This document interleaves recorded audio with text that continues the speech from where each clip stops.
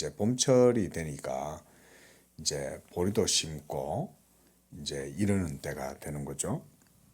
바로 이때 1절에 하나님께서 그들을 애굽에서 인도하여 내신 그 날에 대해서 말씀을 하면서 이제 이것을 이스라엘의 일종의 이제 시작으로 이렇게 이제 말씀을 합니다. 2절에서는 자기의 이름을 두시려고 택하신 곳에서 네 하나님 여호와께 유월절 제사를 드리되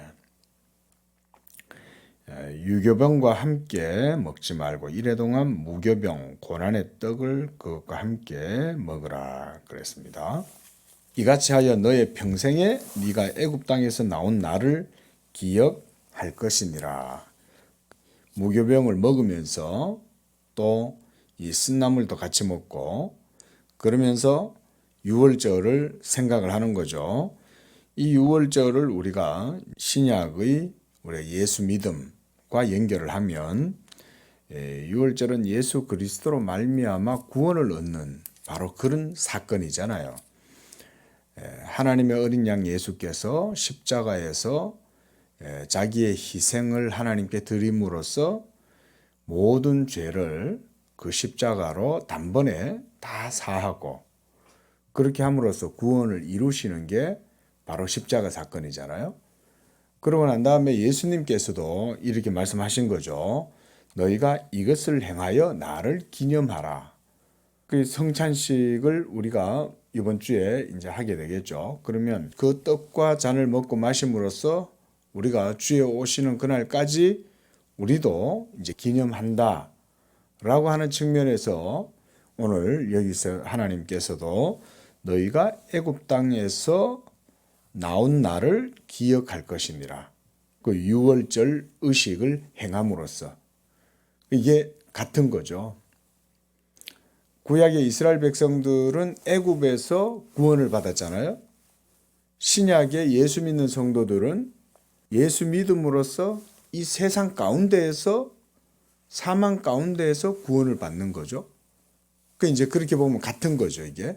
구약 시대 때는 아직은 하나님께서 의식법을 통해서 모형을 통해서 상징적으로 애굽이라고 하는 것을 보여주었지만 성도들이 이 세상에서 살아갈 때 이 세상 자체가 하나의 거대한 애굽과 같은 그런 세상 나라라고 우리가 생각을 해볼 수가 있는 거죠. 이런 세상 나라에서 하나님께서 자기의 백성들을 예수 그리스도의 십자가의 은혜로 구원을 해 주셨다.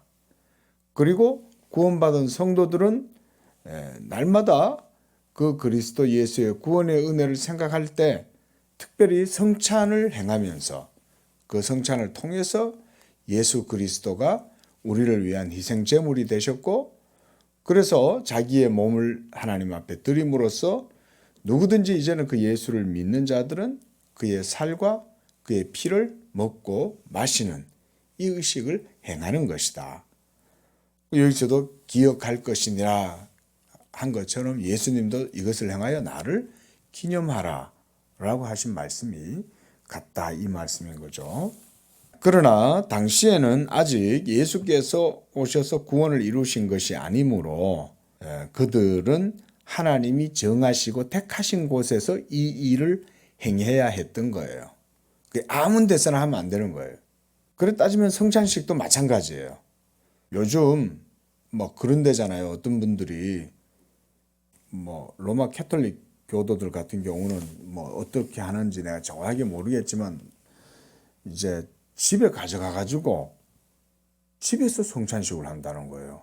이건 있을 수가 없는 일인 거예요, 이게. 교회 안 나오고 비대면으로 하니까 집에서 한다. 그건 말도 안 되는 거예요, 그거는. 어떤 분들은 또 무교주의자들, 이런 분들도.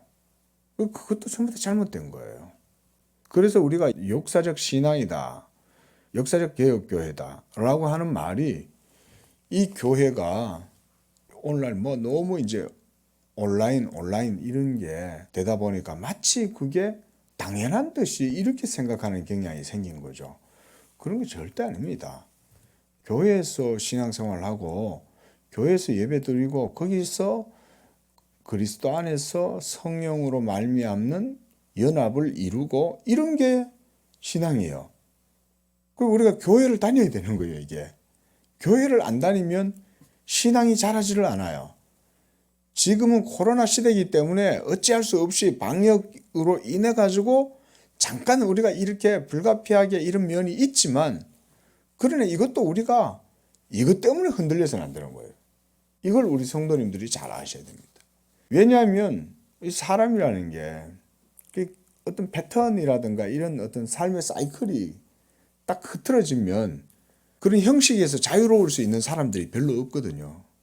코로나 때문에 교회에 이렇게 비대면으로 한다, 이렇게 하지만 온라인으로 예배를 드린다 이러지만, 그러다 보면 형식이 깨지다 보면 어느 순간 자기 신앙도 흔들리고 깨질 수 있는 거예요. 주의를 해야 되겠죠.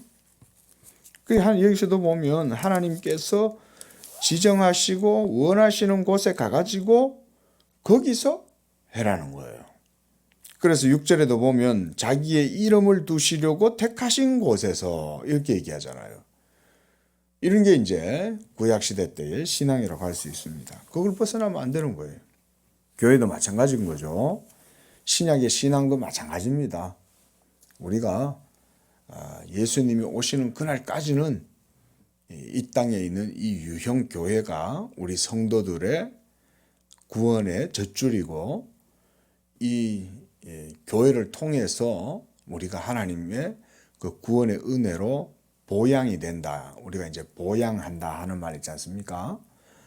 그렇게 보양이 되는 거예요. 중요한 거죠. 자, 11절에서도 보면 여호와께서 자기 이름을 두시려고 택하신 곳에서 이렇게 표현하죠. 그렇죠? 의식은 이런 데서 해야 되는 거예요. 다른 데 가가지고 행하면 안 되는 거예요. 목사도 없는데 막 자기네들끼리 앉아가지고 성찬식 행한다. 이것도 불법이에요. 성찬식도 목사가 집행을 해야 그게 정당한 것입니다. 이거를 많은 분들이 쉽게 생각하고 이거 별로 중요하게 생각을 안 합니다. 그리고 오늘날 복음 전하는 직분을 목사에게 맡기셨다라고 하는 이런 말도 되게 거부감을 가지는 분들이 있어요. 그것도 잘못된 겁니다. 목사를 하나님이 세워가지고 자기의 교회를, 이 세상 가운데 유형 교회를 그런 체제와 질서, 정치를 통해 가지고 하나님이 자기 교회를 세워 나가시는 게 지금 시대의 경륜이거든요.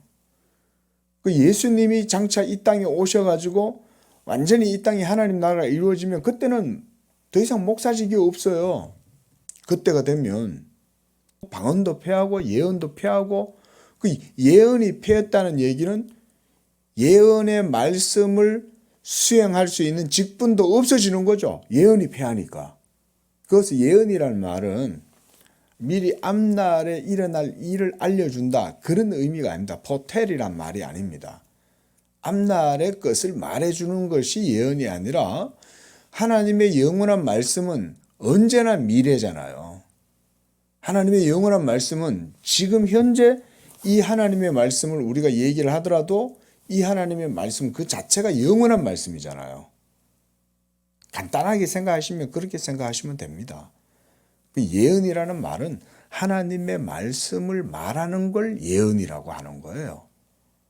귀신들이나 점쟁이들이 앞날이 어떻게 될 겁니다, 이런 술법하는 사람들, 이런 사람들이 하는 그런 예언하고 틀립니다. 이게 우리 기독교에서 말하는 예언은 바로 그런 게 하나님의 예언이거든요.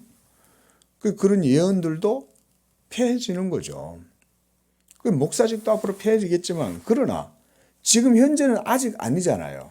아직은 우리가 이 지상의 교회에서 신앙생활을 하고 그리스도의 구원을 고대하고 소망하는 가운데 미래를 묵상을 하고 이루고 살아가는 거잖아요. 그런 가운데에서 하나님께서 성찬식도 행해라 그러는 거 아니에요? 나중에 완전한 천국이 이루어지면 성찬식이 있을까요? 그때 되면 성찬식이 없습니다. 그때가 되면.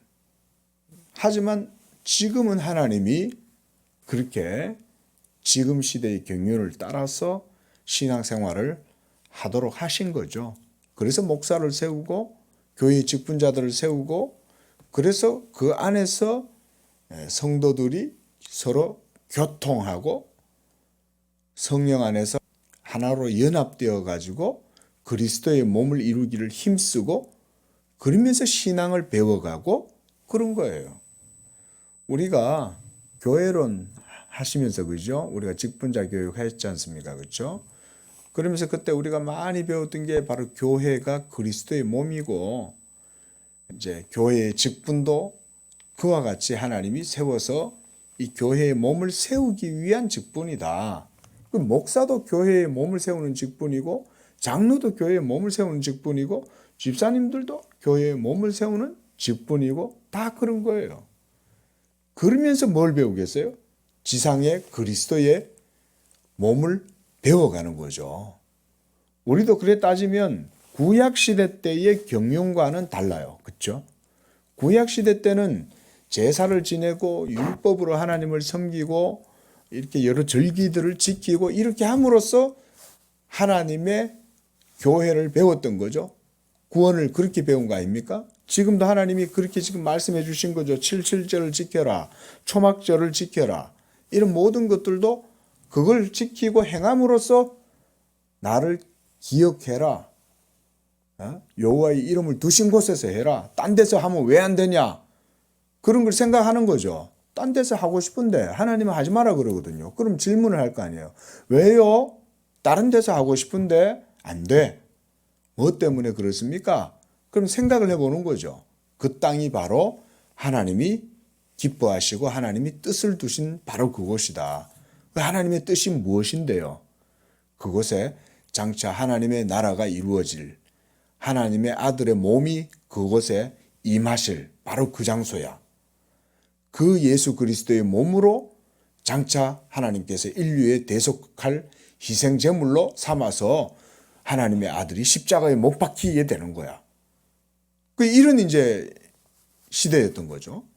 우리 시대 때는 이제는 예수 그리스도께서 이미 오셨잖아요. 이미 오셨단 말이에요. 그리고 그 예수 그리스도가 하나님의 모든 율법의 뜻을 따라서 다 이루셨다. 그래서 율법의 마침이 되셨다. 그러는 거거든요. 그래서 예수님이 자기의 몸을 하나님께 다 드리시고 이제는 누구든지 그 십자가에 달리신 하나님의 아들 예수를 믿을 때에 그 믿는 자들에게 이 모든 율법의 요구가 이루어지도록 하시는 거죠. 우리가 율법을 행해서 율법의 요구가 이루어지는 게 아니라 예수 믿음으로써 율법의 요구가 이루어지도록 하심으로 우리가 이제 하나님의 구원의 은혜를 믿음으로 누리는 시대가 되었다. 그 말인 거예요.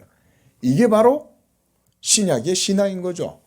이런 걸 그래서 우리가 신구약의 경륜이 차이가 난다 그러는 거예요. 이제 이런 건 좀 아시겠죠, 그렇죠? 그러니까 이제 초대교회가 이루어지고 지금 2000년이 지났잖아요. 지금 우리가 이제 2022년도를 살아가는 오늘날 이 시대에 이제는 여전히 초대교회하고 동일한 신앙을 유지하고 살아가는 거죠. 그리고 예수님이 오시면 이제 또 새로운 시대가 이루어지는 거예요. 그래 따지면 완전히 우리가 어제도 그런 표현 드렸지 않습니까? 누에고치에서 이제 번데기가 나오잖아요. 그 누에 안에서 번데기가 이렇게 있다가 이제 나비가 되는 거 아닙니까? 말하자면 그런 건 거예요. 이런 거 이제 신학자들도 이런 단계들을 설명을 합니다. 우리가 경륜상의 차이에 대한 시대적인 차이들을 그 구약 시대와 신약 시대 그리고 완전한 종말이 이루어지고 그래서 하나님 나라가 완전히 이루어질 때 그래서 온 세상이 예수 그리스도의 심판으로 말미암아 다 모든 죄가 제거될 때 그때는 더 이상 성찬식도 없고 그럴 필요가 없잖아요. 이제는 예수 그리스도와 우리가 이제 완전한 연합이 이루어졌는데 뭔 성찬식이 필요하겠어요. 그렇지 않습니까? 하지만 지금은 성찬식이 필요한 거예요. 우리는 여전히 죄의 몸 가운데서 살아가고 신앙생활을 하고 이러니까 믿음이 늘 흔들리잖아요. 그러니까 날마다 이 복음의 은혜 안에 살기 위해서 성찬식을 행하는 거죠. 이것을 먹고 이것을 마심으로써 그 그리스도 안에서 내가 계속 그리스도와 연합하고 그 그리스도의 구원의 은혜를 그걸 통해서 또 누리겨 이런 것을 하라고 하나님 예수님이 해놓으신 거 아니에요? 그런데 마지막 날이 되면 그때는 우리 믿는 성도들과 예수님과 하늘에 계신 예수님과 이 땅에 있는 성도들이 이제는 완전한 부활의 영광을 누리잖아요. 더 이상 우리의 몸은 죽음도 없어요. 우리의 몸은 쇠함이 없어요. 우리의 몸은 완전 아름다운 천사와 같은 몸으로 바뀌는 거예요, 이게. 늙지도 안 하고 쇠하지도 안 하고 병들지도 않아요. 왜냐하면 그리스도의 생명과 완전히 연합이 돼가지고 영원토록 그리스도의 몸에 접붙여가지고 있기 때문에 영원토록 그리스도와 연합한 상태로 살아가는 거예요. 이게 바로 신령한 몸이라고 그러는 거예요. 사도 바울이 말하는 신령한 몸을 받는다. 얼마나 감사합니까? 그렇죠? 이런 것을 생각하면 우리가 구약을 생각 한번 해보자 이거죠. 지금 신약 시대와 구약만 비교해봐도 구약의 시대 거는 너무나 헌 구닥다리인 거예요. 우리가 옛날에 TV 생각해보면 오늘날 TV하고 한번 비교를 한번 해보시자 이거죠. 옛날에 브라운관 있잖아요. 뒤에서 빔을 쏴주고 그래서 칼라가 구현되지만 막 두께가 이따만한 상자 통상자 같은 그런 TV하고 오늘날 진짜 UHD TV하고 비교를 한번 해보시자 이거죠. 얼마나 구약하고 신약하고 차이가 큽니까? 말하자면 그런 거죠. 오늘날 막 진짜 LED, QLED, UHD 이런 거 있지 않습니까? 나노 TV 이런 거. 그런 거 보면 막 삐까번쩍하잖아요. 말하자면 구약과 신약이 그만큼 다른 거죠. 그러나 그보다 더 화려하고 더 탁월한 방식의 날이 기다리고 있는 거죠. 그때는 성전이 없어요. 이제는 요한계시록에 보면 뭐라 그럽니까? 막 하나님의 광명한 빛이 막 임하는데 거기를 보니까 성전이 없는 거예요. 예루살렘에. 하늘에 새 예루살렘 성이 있는데 그 새 예루살렘 성 안에 보면은 성전이 있잖아요. 저기 중동에 있는 예루살렘에는 옛날에는 솔로몬 성전이 있었고 그 스룹바벨 성전이 있었고 헤롯 성전이 예루살렘 성 안에 있었지 않습니까? 그 모형이었던 거죠. 그런데 사도 요한이 바라본 요한계시록에서는 마지막에 하나님의 새 예루살렘 성이 하나 빛이 비치는 거예요. 근데 그 안을 들여다봤더니 성전이 없는 거예요. 성전이 있어야 되잖아요. 예루살렘 성 안에.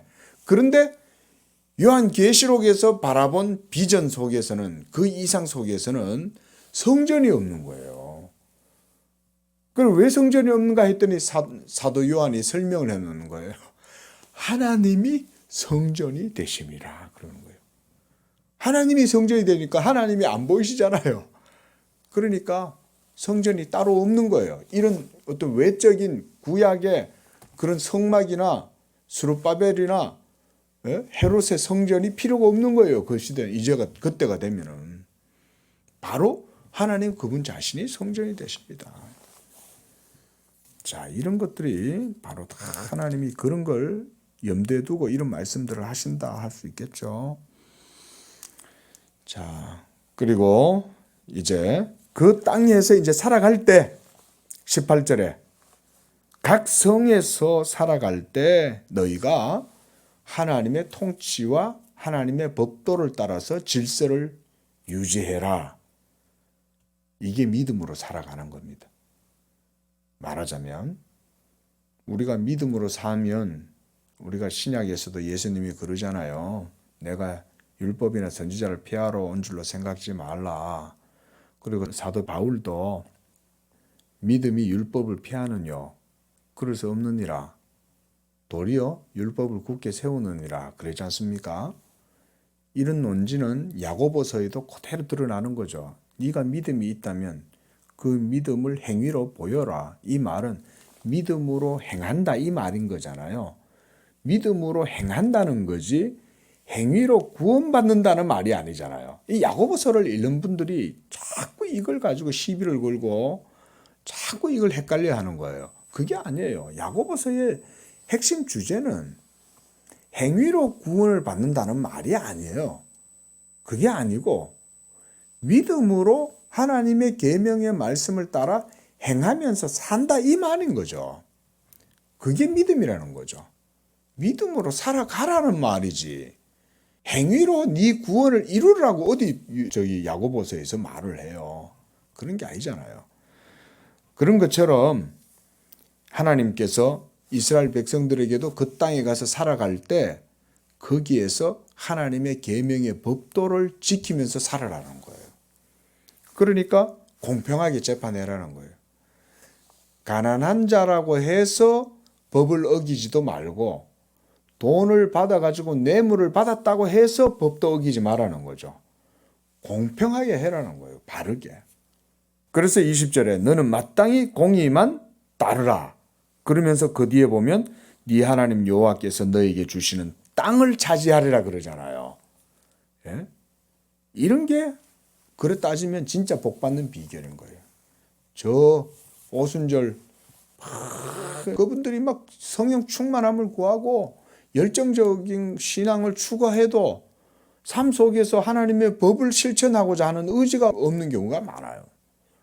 이런 게 열광주의자들의 큰 문제예요. 이게 종교개혁 당시 때 제세례파들이 그랬고 오늘날도 그런 문제는 여전히 있는 거예요. 이게 그러나 오늘날도 믿음으로 살아가면 그 믿음이 하나님의 말씀에 따라서 살아가는 것이므로 당연히 그렇게 살면 복을 받는 거죠. 원리는 똑같아요. 이거는 기복신앙 아니에요. 하나님의 약속이거든요. 오늘날 예수 믿는 신앙도 똑같습니다. 우리가 믿음으로 하나님의 계명의 말씀을 따라 살면 그러니까 믿음으로 사는 거예요. 여기서도 헷갈리면 안 되는 거예요. 계명을 지키면 그 행위로 복 받는구나가 아닌 거예요. 이게 이게 굉장히 중요합니다. 이걸 자꾸 헷갈리는 거예요. 믿음으로 하나님 말씀을 지키고 살아야지라고 얘기하니까 자꾸 또 그걸로 시비를 걸어. 그런 사람들이 있어요. 보면 우리가 작년에 표도 보면 하나님을 경외하고 주의 법을 사랑하고 주의 빛 가운데 행하자잖아요. 행하자. 근데 행할 때 주의 빛 가운데 행한다는 거예요. 저 빛 가운데 행한다는 말을 우리가 의미론적으로 해석을 해보면 성령의 빛이 우리 속에 있잖아요. 그리고 그 성령의 빛은 말씀의 빛이잖아요. 성령은 말씀으로 역사하시니까 그 얘기인 거거든요. 저게. 그럼 그 빛을 누릴 때 어떻게 누리냐? 믿음으로 누리는 거잖아요. 그러니까 빛 가운데 행하라는 거예요. 그게. 그러면 네 하나님 여호와께서 너에게 주시는 그 땅, 이게 신약 성도들에게 적용하면 신약 성도들이 살아가는 삶의 지경, 영역, 우리 집사님에게 주신 하나님의 삶의 모든 영역에 하나님의 지복을 누리게 하신다. 그 말인 거죠, 이게. 이런 것이 오늘날도 동일하게 적용을 할 수 있다. 자, 17장에서도 계속해서 이제 그 땅에 들어가서 사는 삶에 대해서 얘기를 하는 거예요. 그래서 10절에 보면 여호와께서 택하신 곳에서 그러잖아요. 이 하나님의 택하신 곳을 굉장히 강조를 하고 있다는 것을 알 수가 있습니다. 그러니까 그 땅에서 우상을 숭배하거나 이렇게 한다는 것은 있을 수가 없는 일이잖아요. 그러니까 3절에 보면 가서 다른 신들을 섬겨 그것에게 절하고 내가 명령하지 아니한 이를 성신에게 절한다 하자. 어디에 가서? 가나안 땅에 가서 그 말인 거예요. 그러면 그런 사람들은 너희가 돌로 쳐서 죽이라. 그렇게 말을 하는 거죠. 자, 이게 이제 그 모세가 이스라엘 백성들이 가나안 땅에 들어가서 살아갈 때에 이렇게 해라고 지금 얘기를 하고 있는 거잖아요. 아직은 지금 모세는 가나안 땅에 안 들어간 상태잖아요. 이스라엘 백성들도 지금 광야에서 있는 거예요. 그런 가운데 지금 주어지는 거죠. 그 다음에 또 14절부터는 20절까지 왕에 대한 규례도 줘요. 사무엘 시대에 와가지고 이스라엘 백성들이 사무엘에게 우리에게도 왕을 세워주소서 이러잖아요. 그러니까 사무엘이 너희가 나를 싫어해서가 아니라 너희가 하나님을 싫어해서 하나님을 왕으로 모시기 싫어해서 세우는 거다. 하나님이 그렇게 얘기하시잖아요. 사무엘한테 야 너를 싫어해서가 아니다. 저 백성들이 나의 왕됨을 싫어해서 그러는 거다. 하나님이 그렇게 말씀하시잖아요.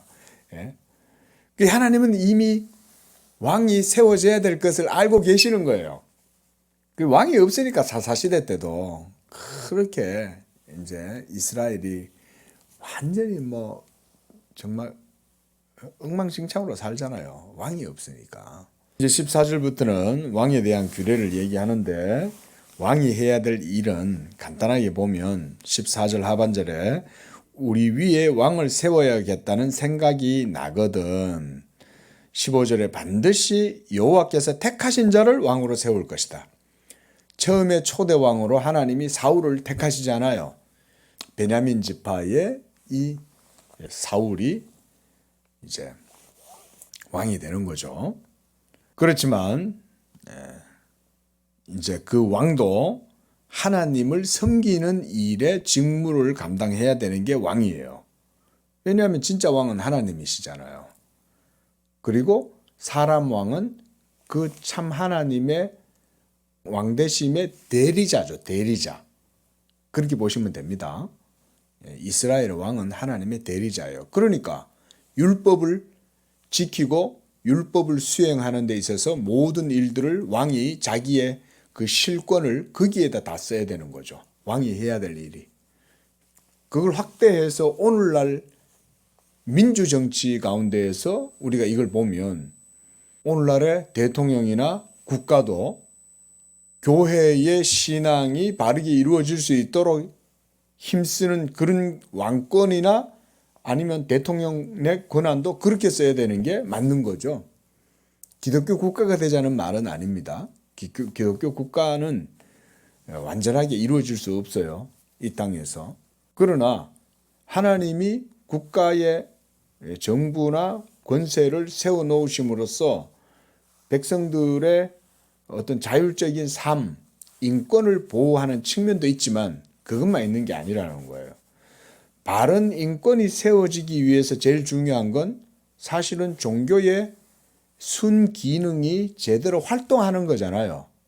예를 들어서 우리 양재교회처럼 이렇게 바르게 말씀이 전해져 가지고 성도들이 이 말씀을 듣는 가운데 하나님께 기도하고 예배하고 신앙생활을 한번 한다고 생각을 해보십시오.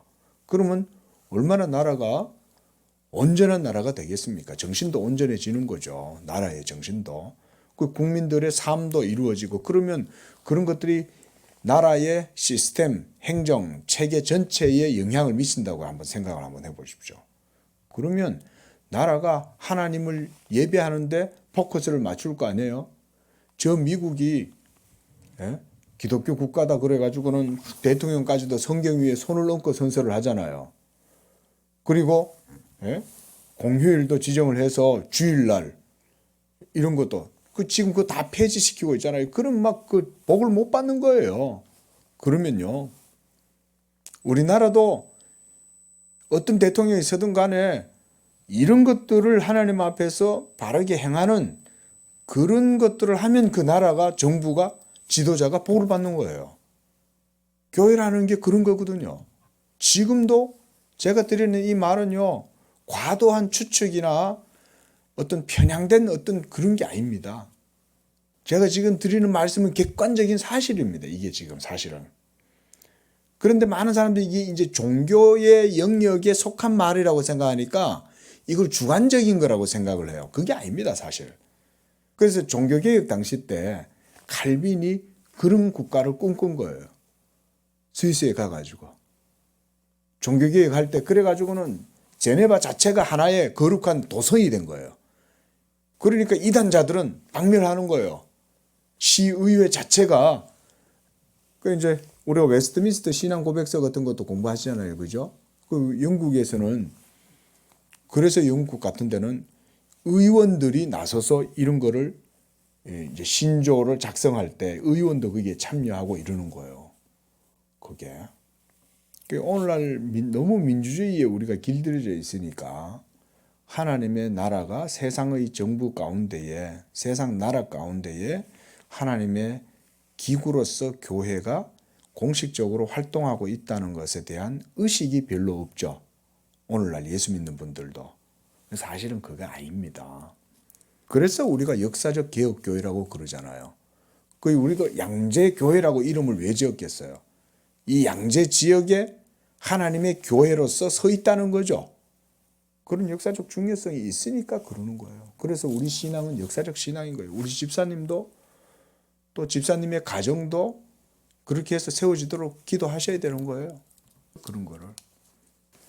하나님의 나라, 땅을 차지한다 그러지 않습니까? 땅을 유업으로 받는다고 그러잖아요. 예수 믿음으로 우리의 삶의 역사적 맥락이 형성되는 거예요. 우리 건우도 믿음으로 유업을 받아서 하나님 나라의 상속자가 되면 우리 건우의 삶의 현장 속에 하나님의 나라가 드리워져 가는 거예요. 이 남탕수의 시대 때는 지금 이렇게 해서 하나님께서 은혜를 주신 거지만은 또 남건우의 시대가 또 계속돼서 번성해 나갈 때는 또 하나님의 나라가 남건우 속에서 그의 인격과 삶 속에서 이 모든 영역에서 또 그렇게 드리워져 가는 거, 이런 게 하나님 나라입니다. 또 한 가지 볼 거는 18장 15절. 거기에 보면 네 하나님 여호와께서 너희 가운데 너의 형제 중에서 너를 위하여 나와 같은 선지자 하나를 일으키시리니 너희는 그의 말을 들을지어다. 이게 바로 예수 그리스도를 의미하는 거예요. 그래서 사도행전 7장 37절에서 스데반도 이 얘기를 언급을 하는 거죠. 이 말씀을 하나님께서도 모세를 통해서 그렇게 말씀하시지 않았냐. 너희가 가나안 땅에서 살아갈 때, 약속의 땅에 들어가서 살아가면 하나님이 너희 가운데에서 너희를 위해서 나와 같은 모세와 같은 선지자 하나를 세운다고 그러시지 않았냐. 그가 바로 예수 그리스도시다. 그 얘기를 하는 거죠. 그래서 19절에 누구든지 내 이름으로 전하는 내 말을 듣지 아니하는 자는 내게 벌을 받을 것이다. 이 말은 바로 예수 그리스도를 통해서 하나님의 말씀이 전해지잖아요. 그래 우리가 요한복음에서도 그 말씀 받지 않습니까? 내가 아버지께 들은 것을 너희에게 말하노라.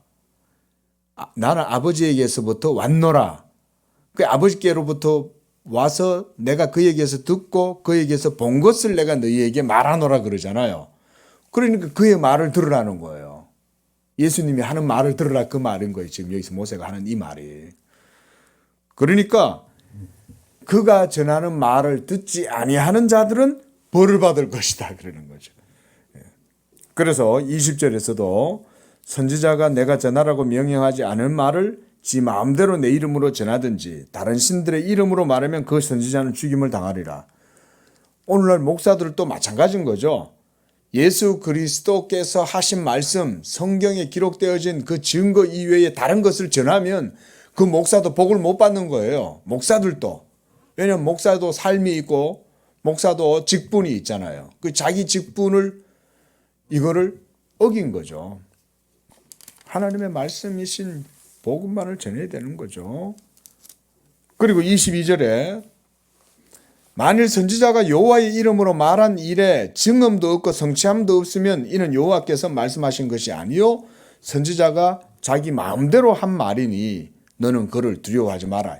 그에겐 영적 권위가 없다 이 말이죠. 그는 영적 권위나 권세도 없다. 그는 신령함도 없다. 왜냐? 그가 하나님의 말씀에 대한 증언이 없기 때문이다라는 거죠. 저는 이것은 오늘날도 여전히 동일하다고 봐요. 예수 그리스도의 복음을 전하는 거기에는 하나님의 증거가 있는 거예요. 그게 하나님의 말씀이 맞다면 신약에서 사역하는 목사의 직분에도 하나님께서 이런 복음의 권세를 주신다고 믿어요. 하나님이 같이 동일하게 그 복음을 증거하시는 거 아니에요? 그러므로 우리가 오늘날도 목사직에 대한 그런 어떤 하나님의 권세에 대해서 우리가 인정해 줄 수 있는 거죠. 기도하겠습니다.